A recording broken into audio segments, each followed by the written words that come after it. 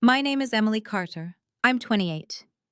3 years ago, on the morning of June 18th at 7:42 a.m., I was standing in the living room of my childhood home at 214 Oakwood Drive while my father screamed at me that I was a thief, a liar, and the reason my mother died bitter and disappointed. "Sign the goddamn paper, Emily." His voice bounced off the walls Mom had painted sage green the summer before her diagnosis. "This is my house, my rules. It's always been my house." I held the quitclaim deed in my shaking hands. My scrubs still smelled like hospital disinfectant from my overnight shift. I'd driven straight from Sacred Heart ICU to this meeting he'd demanded. No shower, no sleep, just 20 minutes to get here or he'd handle things without me. "Dad, Mom bought this house with her inheritance money. The deed is in her name only." The lawyer said. "The lawyer works for me now." He stepped closer. I could smell coffee and cologne. "Your mother's gone. God rest her. But she would want family to stay together. She would want you to do the right thing here." Lauren Hayes, his girlfriend of exactly 4 months, put her manicured hand on his shoulder. She'd moved in 6 weeks after the funeral. Her real estate license sat in a frame on Mom's antique secretary desk. "Victor, honey, maybe we should all just take a breath. Emily's had a long shift." "She's had a long shift." He laughed, sharp and cold. "I've had a long 30 years raising an ungrateful daughter who couldn't even be here when her mother needed her most." My face burned so hot I could feel my pulse in my teeth. I was at every single appointment, 14 months of chemotherapy. I drove her to every session. I held her hair. I cleaned her vomit. I changed her. My voice cracked. "Where were you? You were at the golf course. You were at Jim's tavern. You were anywhere but that hospital room. Don't you dare. I have the mileage logs from my car. 147 trips to Mercy General Oncology Center. I have my shift swap requests. I went part-time so I could take her. I have—" "You have excuses." He snatched the deed from my hands. "You always have excuses. Your mother told me, right before she passed, she said, 'Victor, don't let Emily take advantage of you.' She knew what you were." That was a lie. I knew it was a lie. Mom's last words to me were, "Find the blue envelope, baby. Don't let him erase me." But standing there, at 7:47 on a Wednesday morning, exhausted and grieving and alone, I didn't have the strength to fight. Not yet. Before I go on, if stories about standing up for yourself mean something to you, please hit like and subscribe, and tell me in the comments where you're watching from right now and what time is it there. This story is about what happens when you stay silent too long, and what happens when you finally find your voice. Let me take you back 8 years, before the cancer, before Lauren, before everything fell apart. I was 20, home from nursing school for spring break. Mom was in the kitchen making her famous lemon chess pie, the one with the brown butter crust that won second place at the county fair 3 years running. Sunlight came through the window over the sink, the one that looked out at her rosemary bushes and the bird bath Dad never fixed. Come taste this filling." She held out a spoon. "Tell me if it needs more lemon." I tasted it. Perfect, like always. "It's good, Mom. Your grandmother's recipe. When I'm gone, this house and everything in it, the recipes, the photo albums, the stories, they're yours, sweetheart. I bought this place with my mother's inheritance money, all $180,000 of it. Your father didn't contribute a dime, and I made sure the deed reflected that." She wiped her hands on her apron, the yellow one with daisies. "I need you to remember that. This is your inheritance, not his." "Mom, don't talk like that. You're 52. You're going to outlive us all."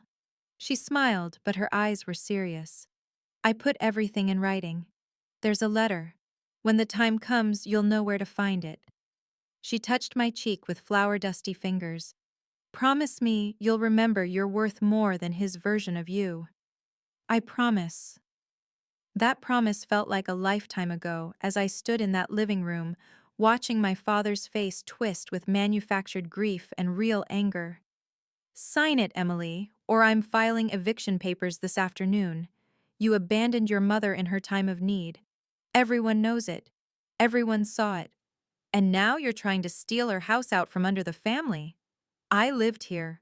I took care of her here. This was this was my wife's house, and now it's mine. Spouse's rights, community property. Ask any lawyer. But it wasn't community property. California is a community property state, but only for assets acquired during marriage. Mom had inherited the money before she married Dad. She'd bought the house in her name only.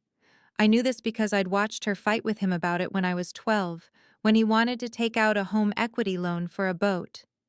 I knew this, but I was 25 years old and exhausted, and I just watched my mother die over 14 months, piece by piece.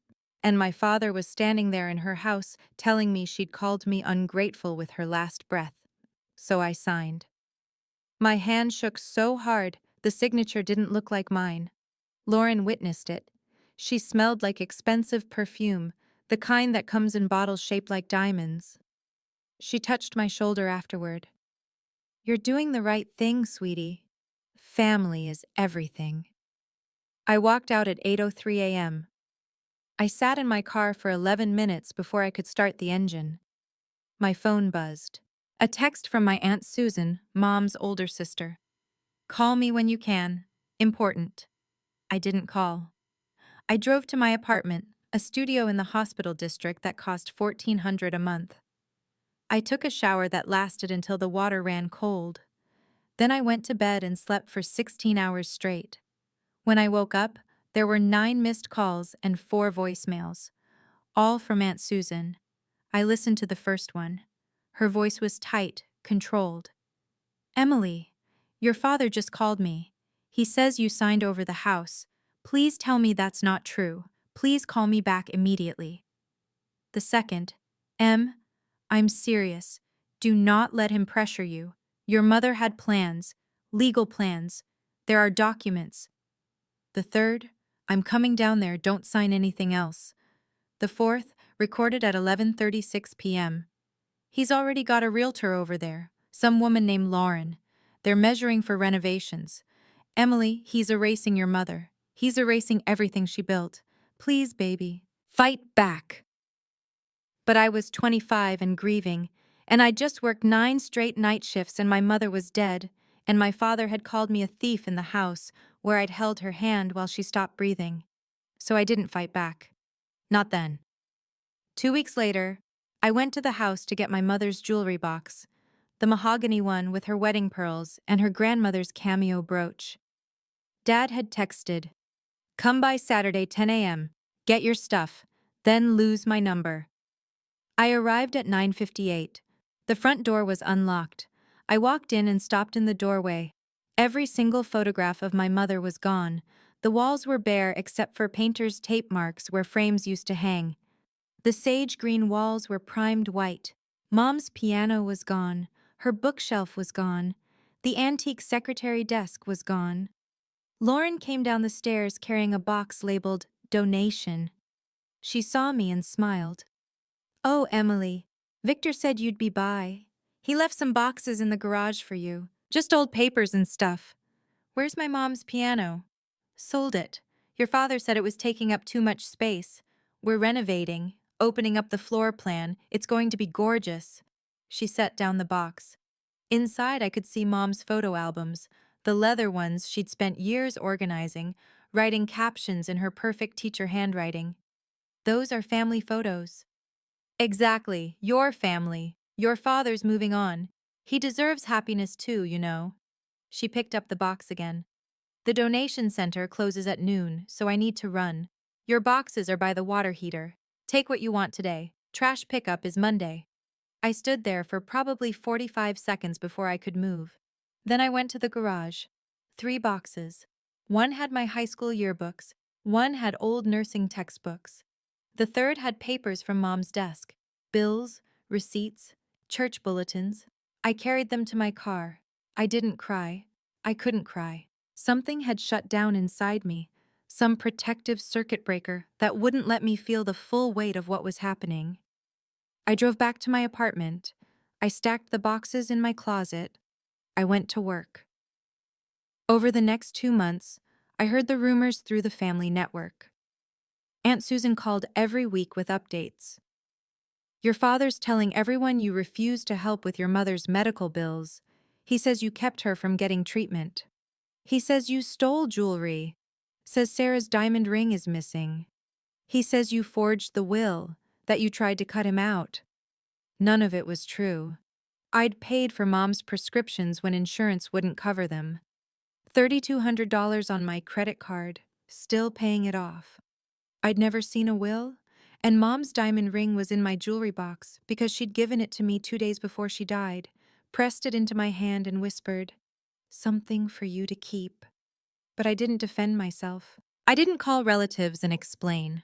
I didn't post on social media or write emails or show up at Sunday dinners to set the record straight. I went to work. I came home. I existed. My shifts at Sacred Heart were 12 hours long, sometimes longer when we were short-staffed. I worked the ICU, the same unit where Mom had spent her last 5 days. I knew which room she'd been in. I walked past it 20 times a shift. My supervisor, Maria Chen, noticed. She called me into her office one afternoon in late August. "Emily, sit down."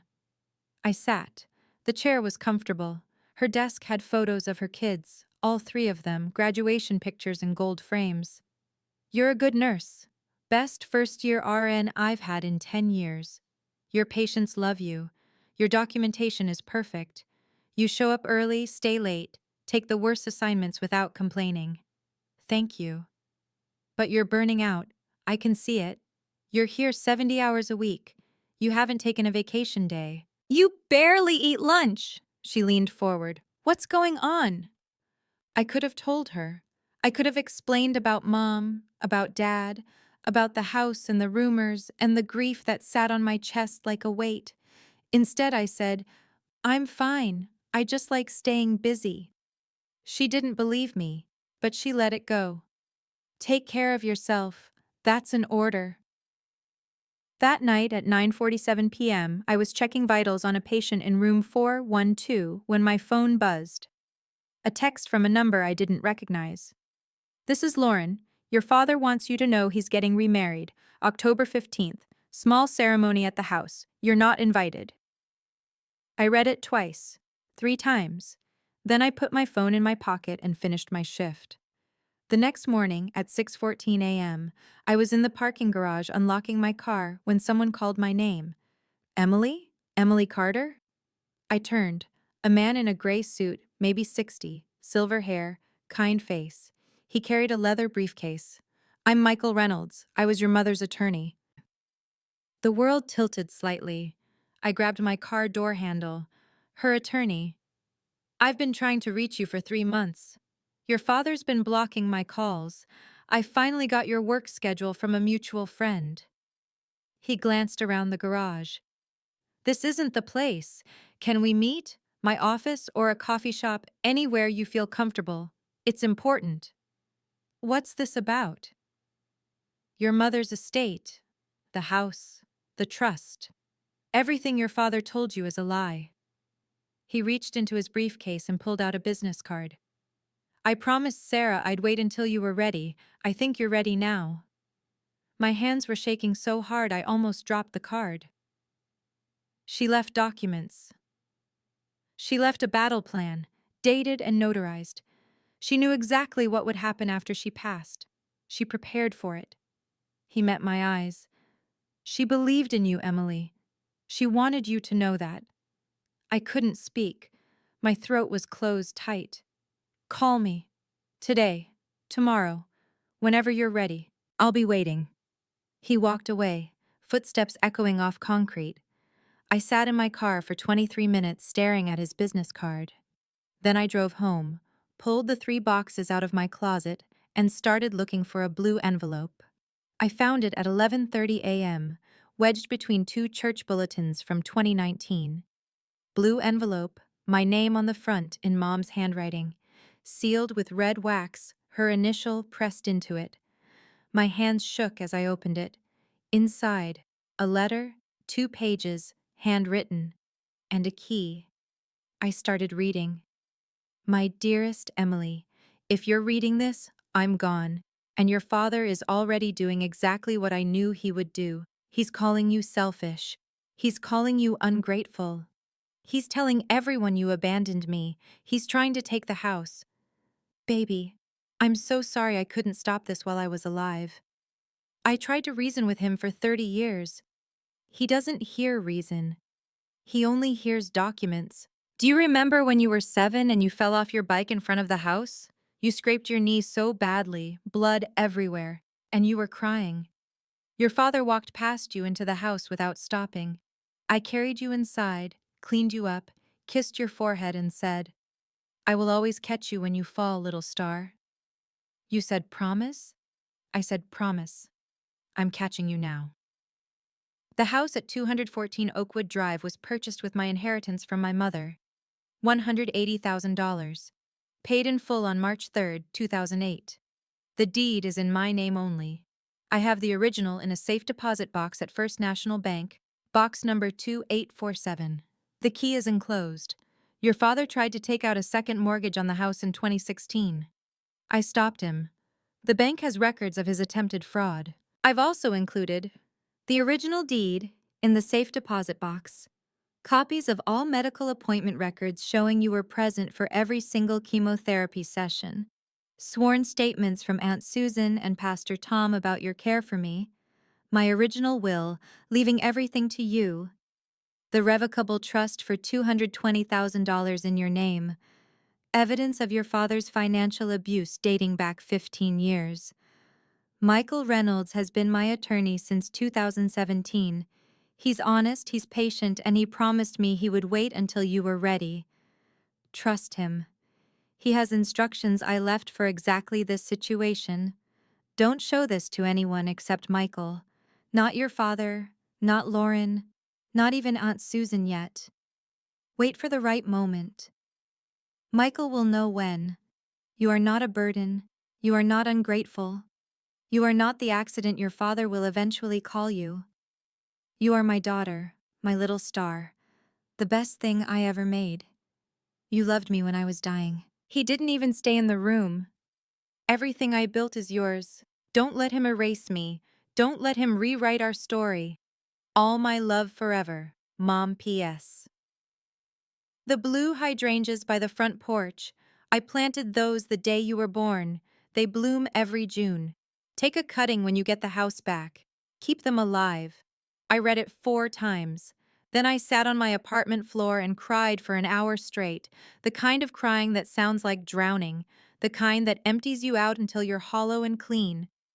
At 2:15 p.m., I called Michael Reynolds. He answered on the first ring. "Emily? I found the letter." "Good. Can you come to my office tomorrow? Bring the key. We have work to do." He's getting married in October in her house. He's erasing every trace of her. "Not if we move first. Your mother anticipated this. She gave me a timeline. We're right on schedule." His voice was gentle but firm. "Emily, I need to ask you something. Are you ready to fight? Not for revenge, for truth, for what's legally and morally yours." I thought about Mom's piano, sold without my knowledge, her photo albums in a donation box, her voice calling me little star, her hydrangeas blooming without her. Yes, I'm ready. Good, because your mother was very clear in her instructions. We wait for the perfect moment. We gather every witness we can. We let him think he's won. And then we show everyone exactly who Victor Grant really is. Over the next 6 weeks, Michael and I built the case. I opened the safe deposit box. Inside, the original deed showing Mom as the sole owner. The trust documents showing a revocable trust established in my name in 2018, funded with $220,000 from Mom's savings. Medical records proving I'd been present for every appointment. Photos, time-stamped, of me and Mom at Mercy General. And more, things I didn't know about. Bank statements showing Dad had withdrawn $18,000 from Mom's account 3 weeks before she died, claiming it was for home improvements. Records showing he'd attempted to refinance the house twice, both applications denied because he wasn't on the deed. Emails between Dad and a mortgage broker trying to forge Mom's signature on a second mortgage application in 2016. He's been trying to steal from her for years, Michael said, spreading the documents across his desk. She documented everything. She was meticulous. She was a teacher. She kept every receipt, every paper, every note. I touched one of the photos, me and Mom in the chemo unit, her wearing her favorite blue headscarf. She knew what he was. She knew, and she built a fortress around you. Now we just need the right moment to reveal it. He looked at me seriously. Emily, when we do this, it needs to be public. Your mother wanted witnesses. She wanted the truth told in front of everyone who believed his lies. Are you prepared for that? Yes. It won't be easy. He'll fight. He'll lie. He'll try to make you the villain. He's already done that. Then we wait for the perfect opportunity, something public, something where he feels confident, something where he'll show his true self in front of witnesses who matter. That opportunity came 3 weeks later. October 15th, the wedding day, came and went. I heard about it through Aunt Susan. Small ceremony, 20 people, Lauren in white lace, Dad in a new suit. They honeymooned in Cancun, posted photos on Facebook. When they got back, Dad started what he called family reunification efforts. Translation: he wanted to look good.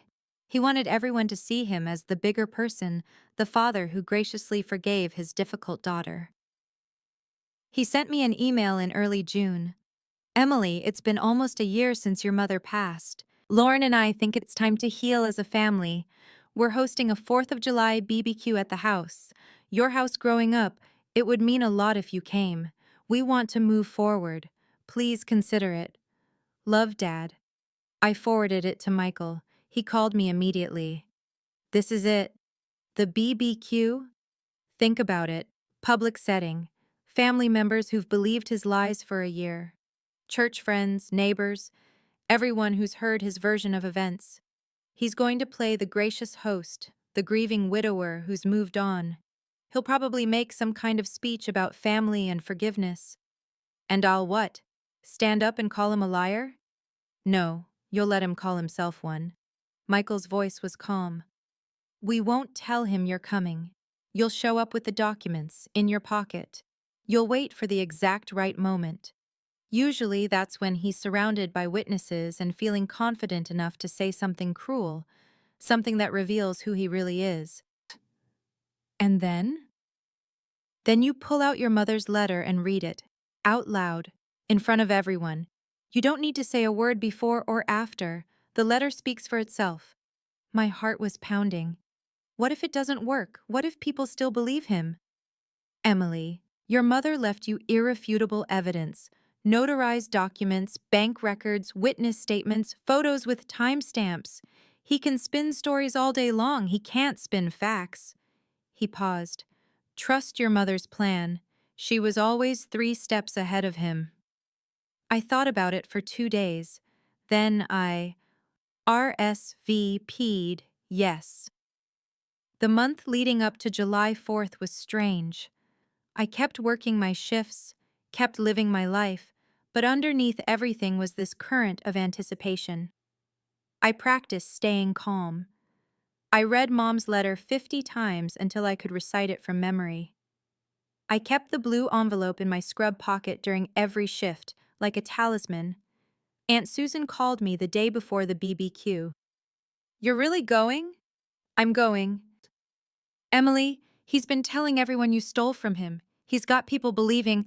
I know what he's got people believing. I'm going to show them the truth. How? You'll see. Just be there, okay?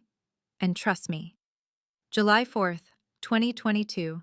Temperature was 91 degrees at 3 p.m. when I pulled up to 214 Oakwood Drive. The street was lined with cars. I could hear music and laughter from the backyard. I sat in my car for 7 minutes, breathing, preparing. I was wearing jeans and a white tank top. Simple, casual. My mother's letter was in my back pocket. The key to the safe deposit box was on my keychain. I had copies of the deed, the trust, and the will in a folder in my trunk. Michael Reynolds was parked 2 streets over waiting for my text. I got out of the car, walked up the driveway. The blue hydrangeas by the front porch were blooming, huge clusters of flowers the color of summer sky. I took a breath, touched the flowers.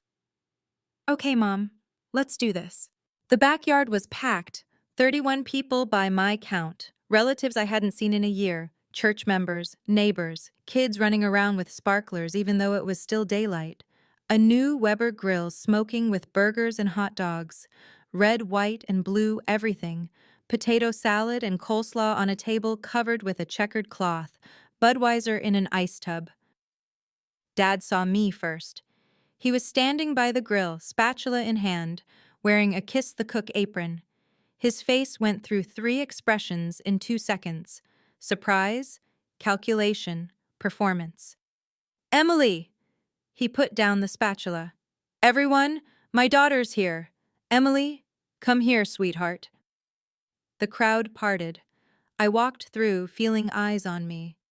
Aunt Susan was by the back fence, her face tight with worry. Pastor Tom from Mom's church was near the picnic table, Cousin Beth with her husband and kids, my father's brother, Uncle Jim, who'd called me troubled at Mom's funeral. Dad hugged me. It felt like being embraced by a mannequin. I'm so glad you came. I told Lauren you would.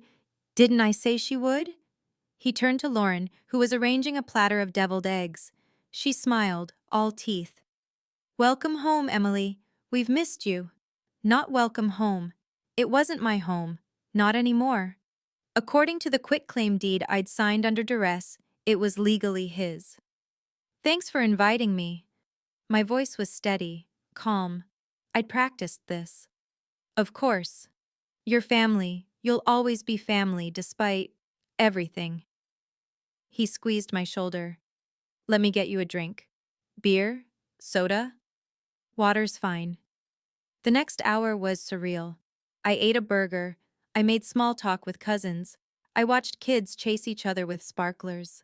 I felt the letter in my pocket like a heartbeat. At 5:47 p.m., Dad gathered everyone together. He stood on the back deck, Lauren beside him, holding a glass of wine like she was posing for a magazine. Hey everyone, can I have your attention? He waited for the crowd to quiet. I just want to say a few words. This year has been difficult. We lost someone very special. My wife, Sarah, Emily's mom. He paused for effect. But Sarah would have wanted us to move forward, to heal, to be together as a family. People nodded. Someone said amen. I know there's been some tension, some misunderstandings about Sarah's estate, about the house, about how we've handled things. He looked directly at me. But I want everyone here to know that I've tried. I've reached out. I've extended olive branches, because that's what family does. We forgive. My heart was pounding, but I kept my face neutral. Uncle Jim raised his beer. Victor, you're a good man. Not everyone would be so gracious. Dad smiled, humble. I just want what's best for everyone. I want my daughter to understand that this house, he gestured around, this was always my home. I built a life here, 30 years. I provided for my family. I took care of Sarah.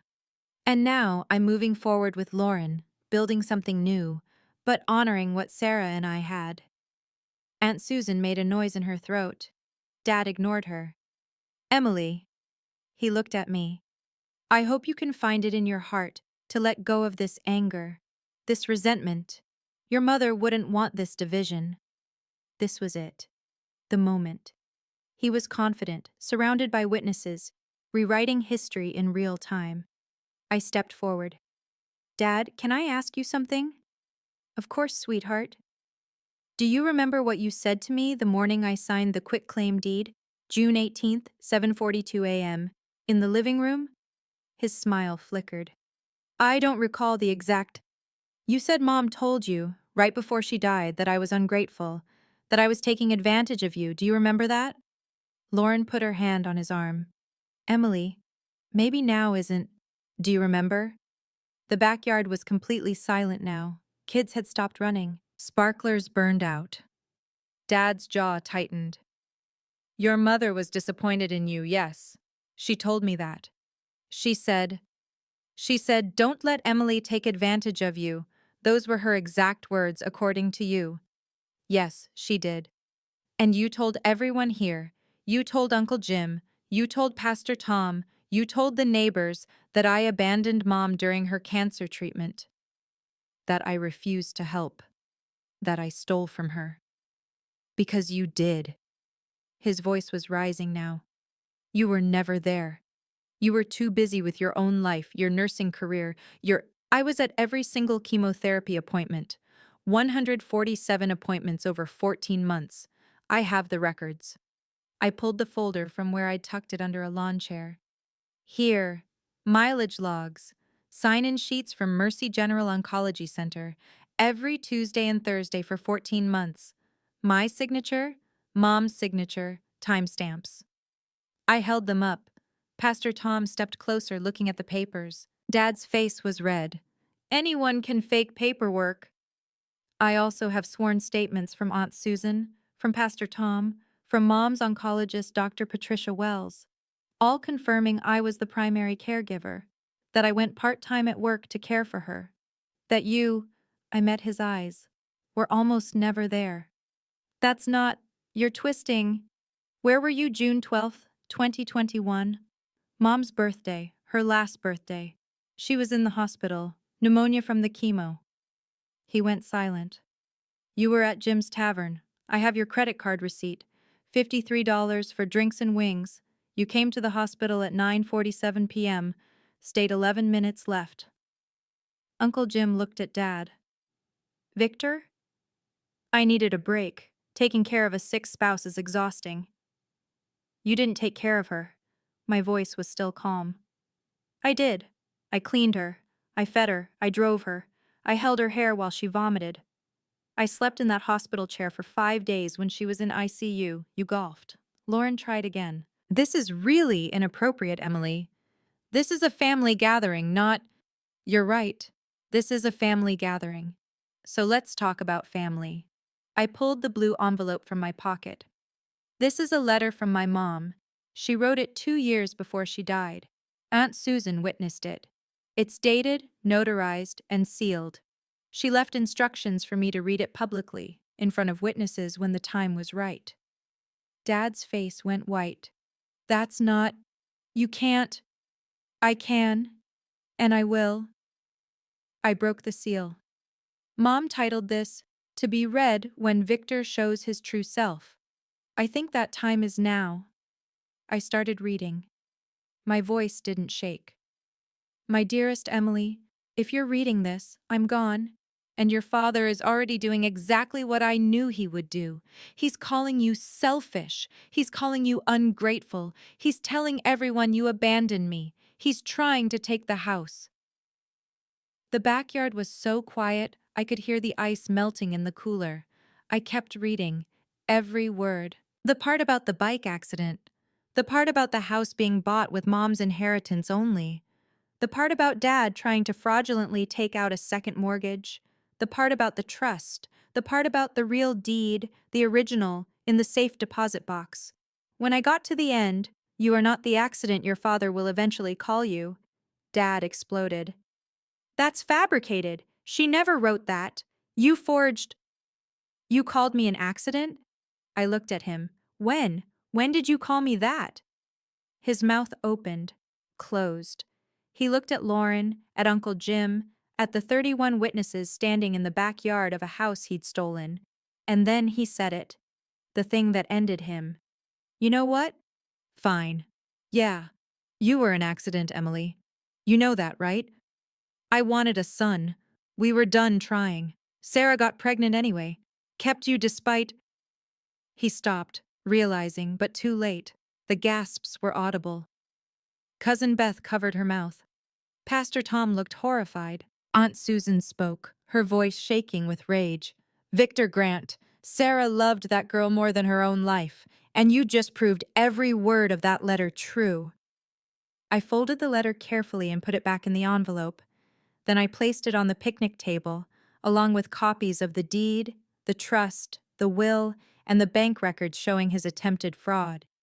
The original documents are with Mom's attorney, Michael Reynolds. He's been waiting for this moment for 2 years. Tomorrow morning, we're filing to void the quitclaim deed I signed under duress. We're also filing a complaint about your attempted mortgage fraud in 2016, and we're freezing all assets from Mom's estate until this is resolved in probate court.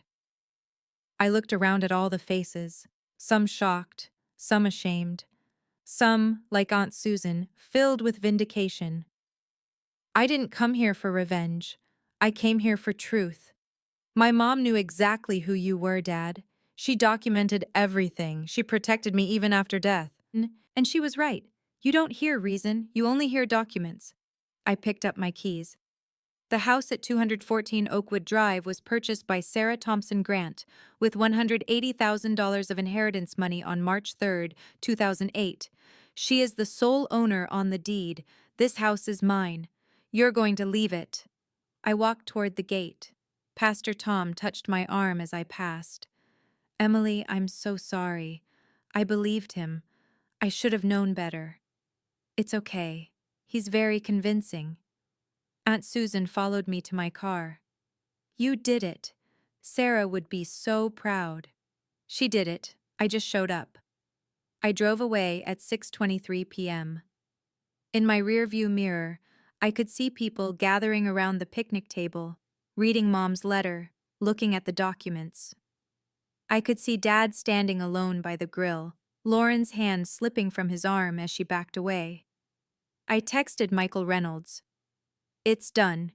He responded immediately. I'll file first thing Monday morning. Well done. Sarah would be proud.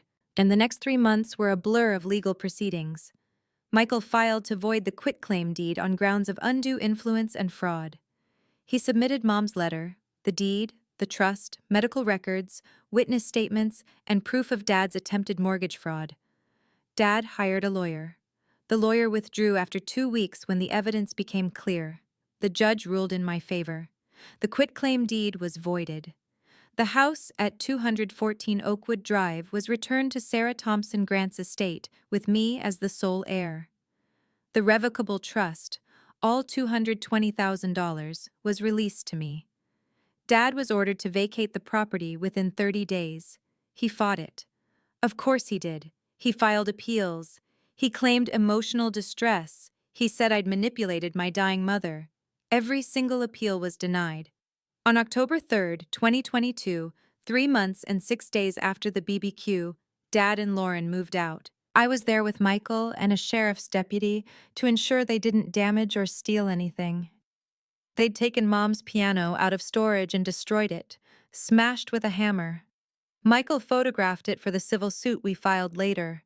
They left the house trashed, holes in walls, carpet stained, light fixtures ripped out. It didn't matter. I had the house, I had the truth. I had Mom's letter. I spent the next 6 months slowly renovating, putting it back together. I replanted Mom's blue hydrangeas using cuttings from the originals. I hung her photos back on the walls. I moved her piano bench back to its place by the window, even though the piano was gone. I didn't move in right away. The apartment near the hospital was practical, but I visited every Sunday. I'd sit on the back deck where the BBQ had been, where Dad had called me an accident, where I'd read Mom's letter. I'd sit there and feel her presence, feel her protection. Aunt Susan came by often. Your mom was always 10 steps ahead of everyone. Even as kids, she was the smart one, the planner. She saved my life. She saved what she'd built. There's a difference. You saved your own life when you decided to fight back. A year later, in July 2023, I sold the house. I couldn't live there. Too many memories, good and bad. I sold it for $400,000. Paid off my student loans, my credit cards, every debt I had. I bought a small condo near the beach, put the rest in savings. Kept working at Sacred Heart because I loved it, not because I needed it. Dad sent one email after the sale went through. I hope you're happy. You destroyed our family. I deleted it without responding. I never saw him again. I heard through family channels that he and Lauren divorced within a year, that he moved to Arizona, that he tells people he doesn't have a daughter. That's fine. I don't have a father who cares about me either. But I had a mother who loved me enough to fight for me from beyond the grave. That's worth more. Today, I'm 28. I'm still an ICU nurse, still working night shifts, still holding hands with scared patients, still calling families with updates, still doing the work Mom was so proud of. I have a small garden on my balcony, herbs and tomatoes and, yes, blue hydrangeas in pots. They bloom every June. I think about Mom every day, not the sick version, not the dying version, the version who made lemon chess pie and sang off-key to Fleetwood Mac and called me Little Star. The version who knew 2 years before she died that her husband would try to erase us both. The version who sat down with an attorney and built a fortress of documents and evidence. The version who wrote, "Don't let him rewrite our story," in her perfect teacher handwriting. If you're watching this, and you're in a situation where someone's trying to rewrite your story, trying to make you the villain when you are the hero, document everything, every conversation, every receipt, every text message. Tell people you trust, get legal advice, don't wait until it's too late. And if you've already been silenced, if someone's already stolen your truth and made everyone believe their version, know this: truth doesn't disappear. It just waits. Sometimes for the right moment. Sometimes for the right document. Sometimes for 2 years and the perfect 4th of July barbecue. Silence isn't peace. Silence is the price you pay for someone else's comfort. And your mother, your grandmother, whoever loved you and believed in you, they wouldn't want you to keep paying that price. If you've ever had to read a letter from someone you lost, a letter that changed everything, type "she knew" in the comments. Or if you're still waiting for your moment, still gathering evidence, still finding your voice, type "I'm preparing." Both are powerful. Both are valid. If this story meant something to you, check the description for more stories just like this one. Thank you for being here. Happy Independence Day.